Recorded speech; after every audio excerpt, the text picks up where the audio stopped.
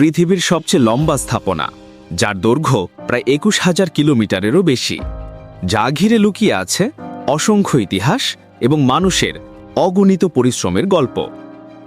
Great wall of চীন, যা চীনের উত্তর সীমান্ত জুড়ে বিস্তৃত, এটি পৃথিবীর বিখ্যাত স্থাপনাগুলোর একটি। খ্রিস্টপূর্ব ৭ম শতক থেকে ছোট ছোট রাজারা সীমান্ত রক্ষার জন্য দেয়াল নির্মাণ শুরু করেন। খ্রিস্টপূর্ব ২২১ সালে সম্রাট কিন শি হুয়াং সবগুলো একত্রিত করে গ্রেট ওয়ালের কাজ শুরু করেন।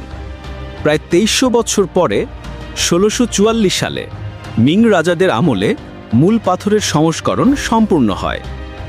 অবাক করা বিষয় হল, এটি নির্মাণ চলাকালীন প্রায় অসংখ্য শ্রমিক ও সৈন্যের জীবন চলে যায়। ইতিহাসবিদরা বলেন, প্রাচীরের ভেতরে এখনও হাজার হাজার শ্রমিকের দেহ কবর দেওয়া আছে, যার কারণে একে বলা হয় বিশ্বের সবচেয়ে বড় কবরস্থান।